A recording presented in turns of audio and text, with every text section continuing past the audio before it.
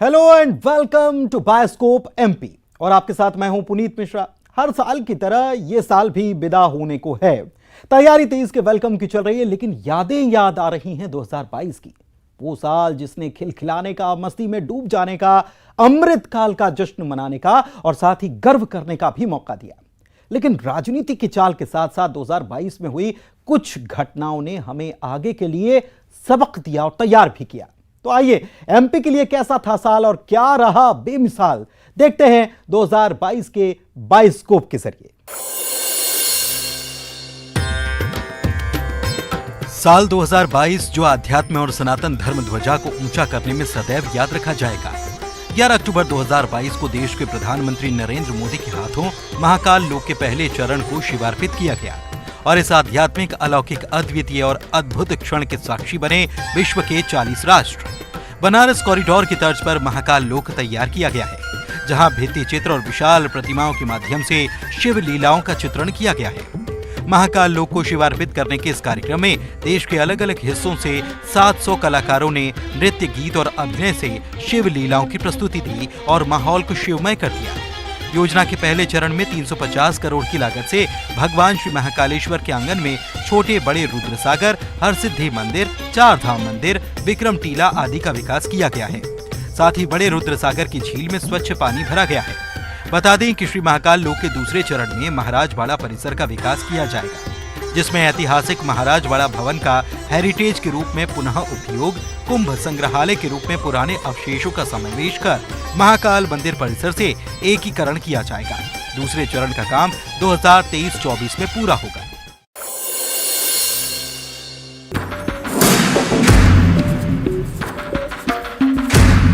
Tiger state और leopard state जैसे 2 तमगे पाने वाले मध्य प्रदेश और यहाँ के लोगों का सीना गर्व से और चौड़ा तब हो गया जब मध्य प्रदेश बना देश का पहला चीता स्टेट। 17 सितंबर वो तारीख जब प्रधानमंत्री ने अपने जन्मदिन पर देश के साथ ही मध्य प्रदेश को चीतों का तोहफा दिया और 70 साल बाद श्योपुर का कूनोपालपुर अभ्यारण्य नामीबिया से लाए गए 3 मेल और 5 फीमेल चीतों से गुलजार हुआ। चीता यानी रफ्तार का दूसरा नाम, और इन्हें यहाँ लाने के लिए लंबी कवायद की गई। जनवरी 2020 में सुप्रीम कोर्ट से चीतों को भारत लाने की अनुमति मिली और 2022 में उसका नतीजा दिखा। यहाँ चीतों की सुरक्षा के लिए सरकार ने 90 गांवों के 457 लोगों को चीता मित्र नियुक्त किया है। खास बात यह भी कि कुनों के 120 वर्ग किलोमीटर के जंगल में चीतों के कुनबे को 32 तक बढ़ाया जा सकता है और कुछ बदलाव के साथ 70 से ज्यादा चीतों को यहाँ रखा जा सकता है। यही वजह है कि 2023 में भी चीतों का ये कुनबा और बढ़ेगा। अच्छी खबर यह है कि अगले साल दक्षिण अफ्रीका से 12 चीते लाने की तैयारी है और इनके लिए अलग से बाड़ा तैयार हो रहा है।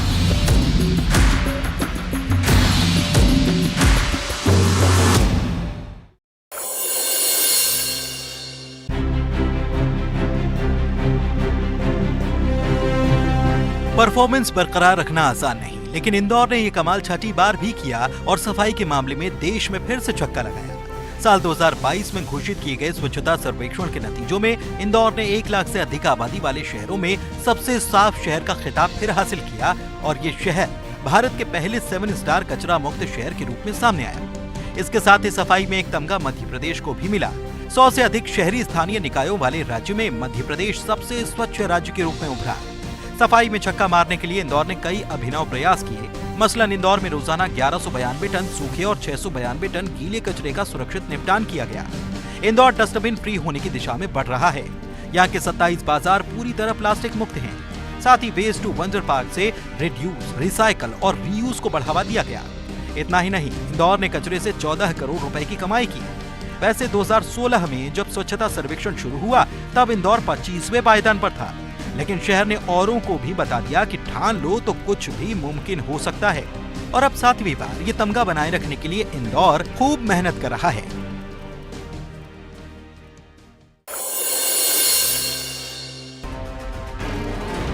डॉक्टर बनने का सपना अब सिर्फ अंग्रेजी के रास्ते ही साकार नहीं होगा, बल्कि आमतौर पर अंग्रेजी में होने वाली MBBS की पढ़ाई हिंदी में भी की जा सकेगी और इसे जमीन पर उतारने का काम सबसे पहले हुआ मध्य प्रदेश से। 16 अक्टूबर 2022 को भोपाल के लाल परेड ग्राउंड से MBBS की हिंदी किताबों का विमोचन कर केंद्रीय गृह मंत्री अमित शाह ने ऐतिहासिक काम को अंजाम दिया। जिसके बाद मध्य प्रदेश के सभी 13 सरकारी मेडिकल कॉलेजों में प्रथम वर्ष के छात्रों को एनाटॉमी, फिजियोलॉजी और बायोकेमिस्ट्री हिंदी में पढ़ाई जाएगी। सरकार का कहना है कि इस पहल से गांव गरीब और हिंदी बैकग्राउंड के छात्रों का डॉक्टर बनने का सपना आसान हो जाएगा। बता दें कि यूक्रेन, रूस, जापान, चीन, किर्गिस्तान और फिलीपींस जैसे देशों में पहले से ही वहां की मातृभाषा में मेडिकल की पढ़ाई कराई जाती रही है।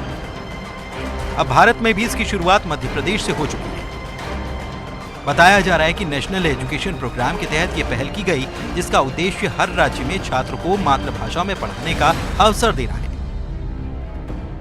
और इसी के चलते जहां यूपी ने मेडिकल की पढ़ाई हिंदी में कराने की तैयारी शुरू कर दी, तो एमपी में इंजीनियरिंग को लेकर भी यही तैयारी है।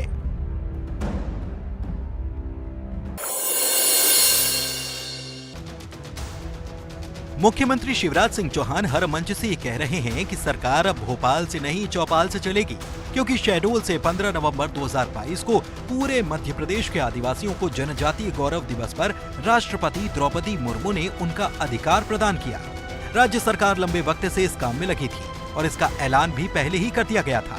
पेसा एक्ट लागू होने से ग्राम सभाओं को जनजातीय समुदाय के लिए काम करने का अधिकार मिला है। बता दें कि पेसा एक्ट 24 अप्रैल 1996 को बनाया गया और कई राज्यों में ये पहले से लागू है। पेसा कानून को लाने का उद्देश्य आदिवासी बहुल क्षेत्रों में स्वशासन को मजबूती देना है। देश के 10 राज्यों में यह कानून लागू है। पेसा कानून के तहत ग्राम सभाओं को आदिवासी समाज की परंपराओं, रीति रिवाज, सांस्कृतिक पहचान, समुदाय के संसाधन और विवाद समाधान के लिए परंपरागत तरीकों के इस्तेमाल के लिए सक्षम बनाया गया है। दरअसल पेसा एक्ट के तहत स्थानीय संसाधनों पर स्थानीय अनुसूचित जाति, जनजाति वाली ग्राम पंचायतों को सामुदायिक संसाधन जैसे कि जमीन, खनिज संपदा, लघु वनोपज की सुरक्षा और संरक्षण का अधिकार मिला है।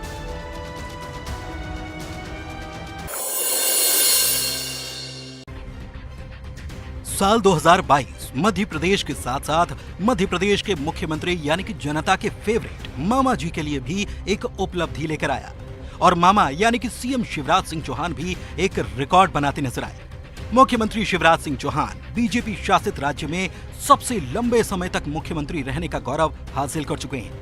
मार्च महीने में ही पांव वाले भैया से प्रदेश के मामा का सफर तय कर चुके शिवराज सिंह चौहान ने ये उपलब्धि हासिल की।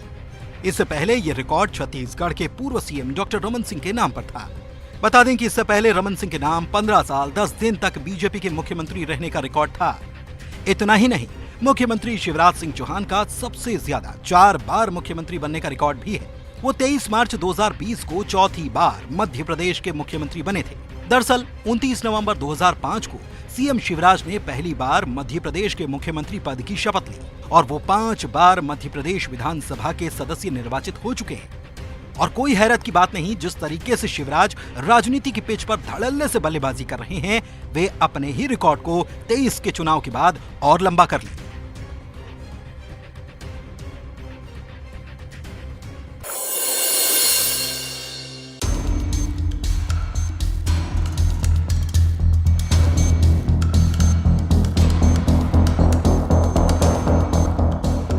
साल 2022 में कई उपलब्धियां मध्य प्रदेश के नाम रही, लेकिन कुछ ऐसे मामले भी सामने आए जो हर किसी को हैरान कर गए। पता चला कि धर्म के नाम पर प्रदेश में अधर्म यानी धर्मांतरण का खेल गुपचुप तरीके से खूब फल फूल रहा था। जबलपुर में ईओडब्ल्यू ने चर्च ऑफ नॉर्थ इंडिया के चेयरमैन बिशप पीसी सिंह के ठिकाने पर जब छापा मारा तो धर्मांतरण के बड़े खेल का खुलासा हुआ। ठिकाने से सोना, रकम, विदेशी करेंसी, महंगी गाड़ियां और कई बैंक अकाउंट का पता चला, जिसके बाद मामले में ईडी भी इन्वॉल्व हुई और जांच शुरू की। उधर रायसेन में राष्ट्रीय बाल आयोग के अध्यक्ष प्रियंका कानूनगो ने जांच में पाया कि कोरोना काल में परिजनों से बिछड़े बच्चों का ही धर्मांतरण करा दिया गया। इस खबर के सामने आने के बाद सबके होश उड़ ही थे कि दमोह से खबर आई। यहाँ प्रियंका कानूनगो जब जांच करने पहुंचे तो संस्थाओं के निरीक्षण से उन्हें रोका गया। बाद में कई खामियां जांच में सामने आई। उन्हें जांच में धर्मांतरण के सबूत भी मिले, लेकिन इसकी शिकायत और कार्रवाई के लिए उन्हें पुलिस ने ही घंटों चकाया। उधर भोपाल और दतिया से भी धर्मांतरण को लेकर खबर आई, लेकिन साल के आखिर में 25 दिसंबर क्रिसमस को खबर आई कि दमोह में 200 से ज्यादा लोगों ने ईसाई धर्म छोड़कर हिंदू धर्म में प्रवेश किया।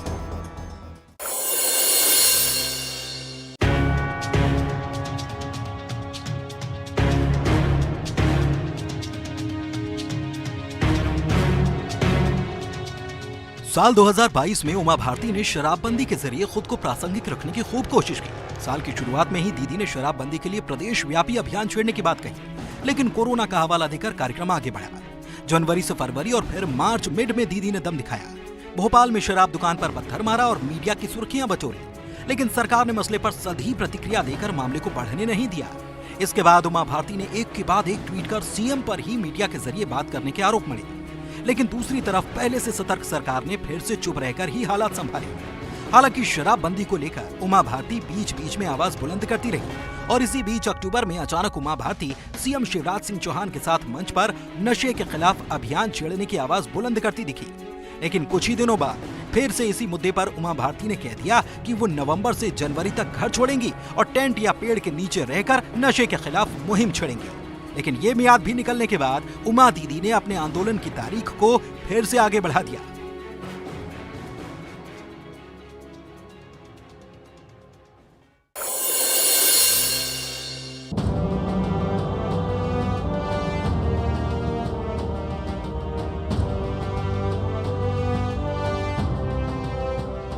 साल 2022 मध्य प्रदेश को कई मायनों में नई पहचान देकर जा रहा है। इस क्रम में नाम बदलने के साथ ही पुरानी पहचान मिटाने की भी खूब कवायद हुई। हालांकि शुरुआत नवंबर 2021 में ही भोपाल के हबीबगंज स्टेशन का नाम रानी कमलापति के नाम से करने से हो गई। लेकिन 2022 का फरवरी आते आते सरकार ने होशंगाबाद का भी नाम बदलकर मध्य प्रदेश की जीवनदायिनी नदी मां नर्मदा के नाम पर नर्मदापुरम कर दिया। लेकिन नाम बदलने का सिलसिला थमा नहीं, बल्कि ऐतिहासिक मिंटो हॉल का भी नाम बदलकर कुशाभाऊ ठाकरे के नाम पर कर दिया गया और एक नई पहचान दी गई। इस सब के इतर नाम बदलने के मसले पर खूब सियासी बयान निकले, जिसमें एक नाम भोपाल सांसद प्रज्ञा ठाकुर का था, जो राजधानी भोपाल के लालघाटी और हलालपुरा बस स्टैंड का नाम बदलने की पैरवी करती रही। आखिरकार नवंबर आते आते नगर निगम परिषद की बैठक में भोपाल सांसद की मौजूदगी में दोनों जगहों का नाम बदलने का प्रस्ताव परीक्षण शर्त के साथ पास हुआ। उधर साल के आखिर आते आते आदिवासियों को साधने की खातिर सरकार ने मध्य प्रदेश के पाताल पानी रेलवे स्टेशन का नाम बदलकर टंटिया मामा भील के नाम पर कर दिया।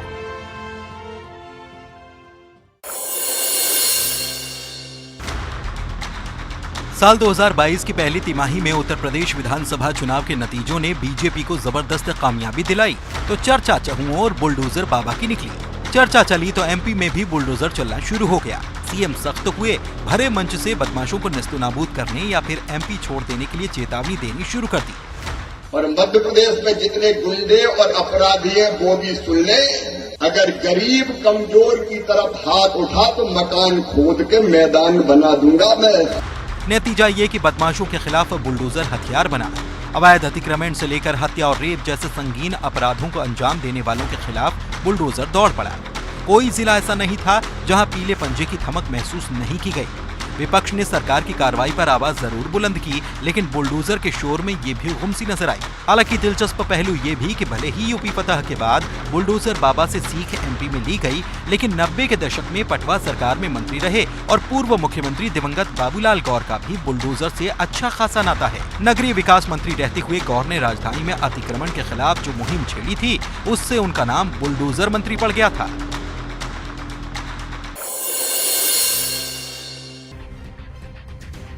सब सुखी हो, सबका मंगल हो। मंदिरों में सामूहिक रूप से होने वाली प्रार्थना में ये भी तो शामिल होता है।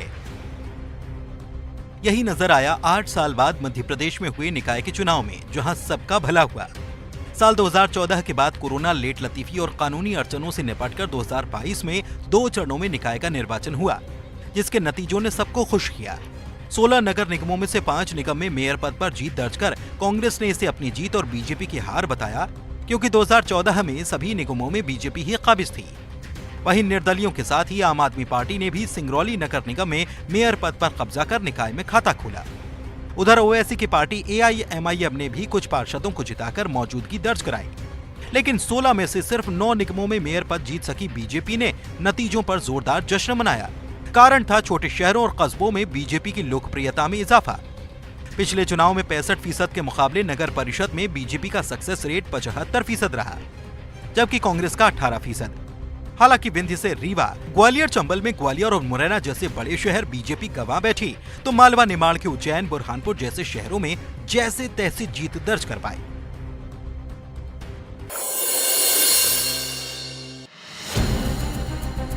साल 2022 में मध्य प्रदेश में सियासी खेल खूब दिखा।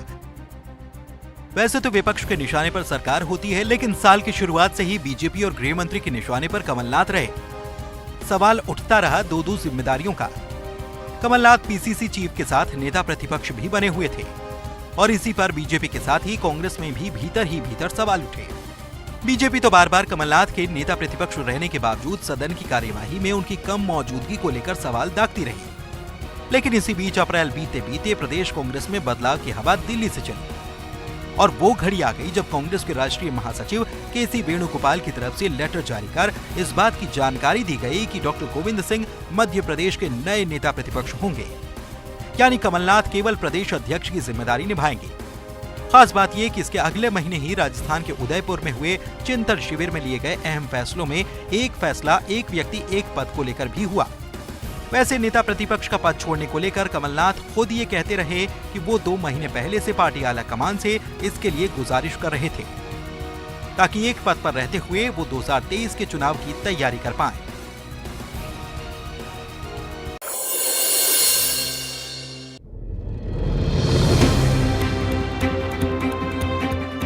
यूं तो साल 2022 में कई बातें और कई मुद्दे चर्चा में रहे, लेकिन बात जब आम लोगों के बीच किसी नेता की चर्चा की होगी तो निसंदेह नाम प्रदेश के ऊर्जा मंत्री प्रद्युम्न सिंह तोमर का आएगा। हर बार की तरह उनके अलग अंदाज साल भर सुर्खियों में रहे। सबसे ज्यादा चर्चा हुई उनकी लोगों से उन्हें ही जूते मार देने वाले वीडियो की।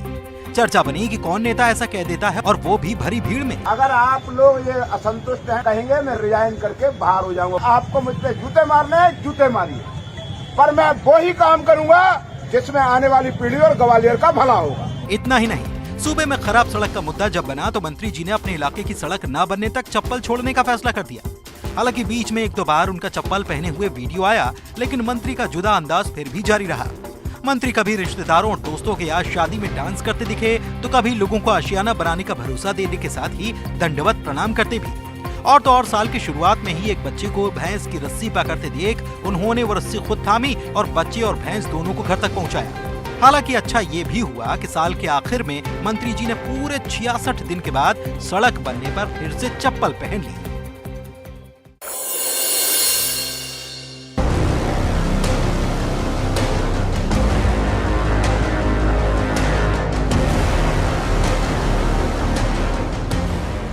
कभी दिग्विजय सिंह तो कभी कमलनाथ का आश्रय पाकर राजनीति में हाथ पैर मारने वाले मिर्ची बाबा के लिए साल 2022 की दूसरी छमाही बाबागिरी की कुंडली पर बेहद भारी हुई। 9 अगस्त को बाबा को रायसेन की एक महिला के साथ रेप जैसे संगीन मामले में भोपाल पुलिस ने ग्वालियर से गिरफ्तार किया। महिला वैराग्यानंद गिरी उर्फ मिर्ची बाबा पर आरोप लगा रही है कि संतान प्राप्ति के लिए तांत्रिक क्रिया करने के नाम पर उसके साथ बाबा ने नशीला पदार्थ खिलाकर अनाचार किया। फिलहाल बाबा के दिन जेल में ही कट रहे हैं। हालांकि मिर्ची बाबा और विवादों का गहरा नाता रहा है। ग्वालियर में ही बाबा ने खुद पर 2 बार हमला होने की शिकायत दर्ज कराई। यही नहीं, बाबा पर कांग्रेस का टिकट दिलाने के नाम पर लोगों से उगाही का भी आरोप लगा। बताएं कि लोकसभा चुनाव के दौरान भोपाल संसदीय क्षेत्र से कांग्रेस नेता दिग्विजय सिंह की जीत के लिए 5 क्विंटल मिर्ची से यज्ञ करके मिर्ची बाबा चर्चा में आया था और तब उसने दावा किया था कि दिग्विजय सिंह की जीत नहीं हुई तो वो जल्द समाधि ले लेगा। हालांकि बाद में जल्द समाधि लेने के लिए कलेक्टर से परमिशन लेने और परमिशन ना मिलने का हवाला बाबा देता रहा।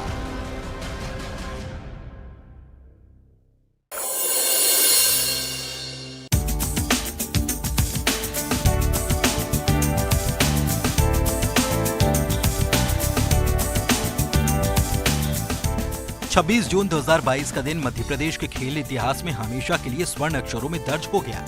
बेंगलुरु के एम चिन्नास्वामी स्टेडियम में मध्य प्रदेश की क्रिकेट टीम ने 88 साल का सूखा खत्म कर रणजी ट्रॉफी का फाइनल मुकाबला जीता और 41 बार की चैंपियन मुंबई को खेल के 5वें दिन 6 विकेट से मात दी। खबर जैसे ही प्रदेश तक पहुंची पूरा मध्य प्रदेश झूम गया। सीएम भी इस अभूतपूर्व जीत से झूम उठे।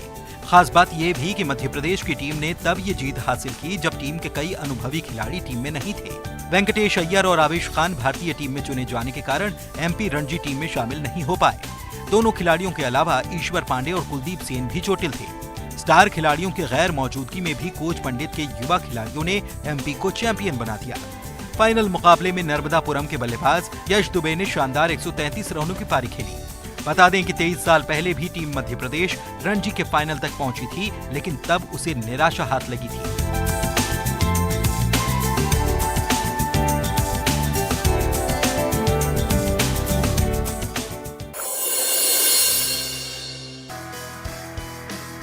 2 साल तक घरों में कैद रहकर मन मारकर सोशल मीडिया पर ही एक दूसरे को बधाई देकर लोगों ने कोविड काल में कई त्योहार मनाए।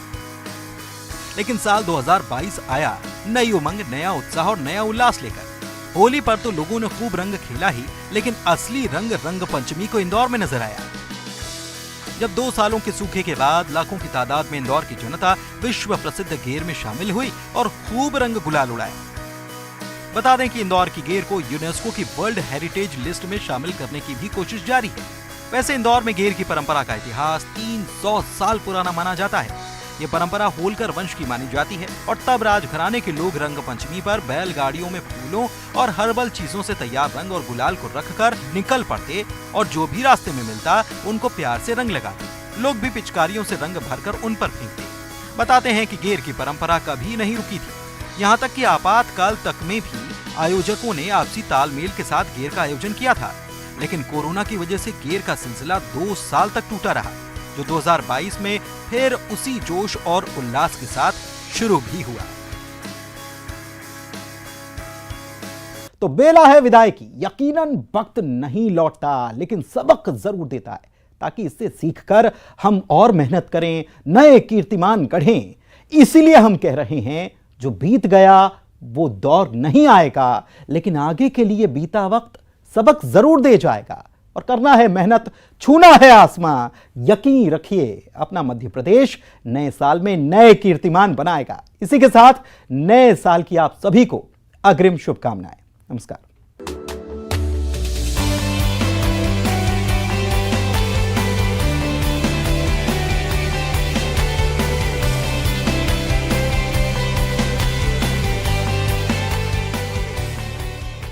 अभी सभी गाड़ियों के लिए मिल रहा है Volvo all climates fully synthetic. Durg में गुरु घासीदास जयंती कार्यक्रम में शामिल हुए सीएम